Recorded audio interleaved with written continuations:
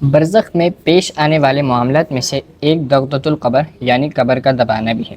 حضرت سیدنا سعید بن مسیب رضی اللہ تعالی عنہ سے مروی ہے کہ نبی کریم صلی اللہ تعالی علیہ وآلہ وسلم نے ام المؤمنین حضرت سیدتنا عائشہ صدیقہ رضی اللہ تعالی عنہا سے ارشاد فرمایا کہ اے عائشہ، منکر نکیر یعنی سوالات قبر کرنے والے فرشتوں کی آواز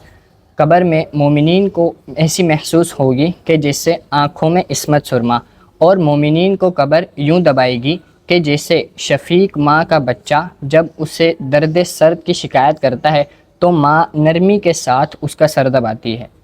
لیکن عائشہ، خرابی یہ ہے کہ اللہ پاک کی ذات میں شک کرنے والے کو قبر میں یوں دبایا جائے گا کہ جیسے چٹان انڈے کو دباتی ہے۔ مسلمان اور کافر دونوں ہی کو قبر دباتی ہے، لیکن دونوں کو دبانے میں فرق ہے۔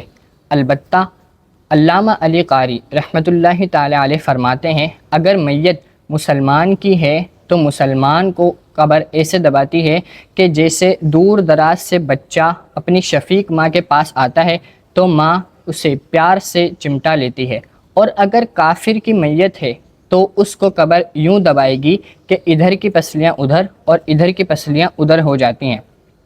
علامہ علی قاری رحمۃ اللہ تعالی علیہ فرماتے ہیں کہ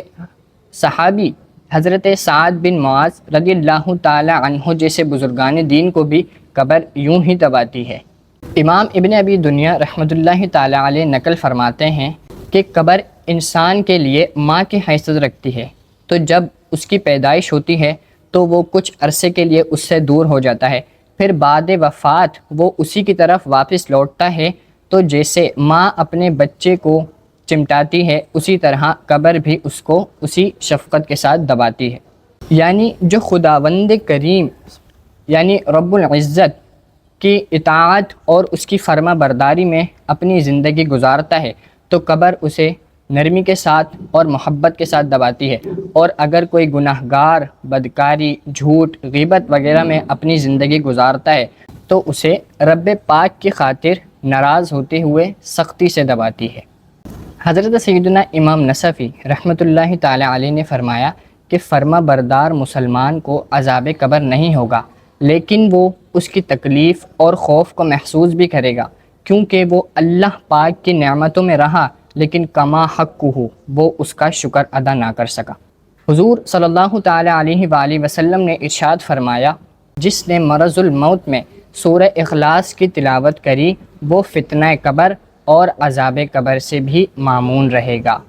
چلے قبر میں سب لٹا کر، کرم یا الہی کرم یا الہی، صلو علی الحبیب صلی اللہ تعالی علی محمد صلی اللہ تعالی علیہ وسلم۔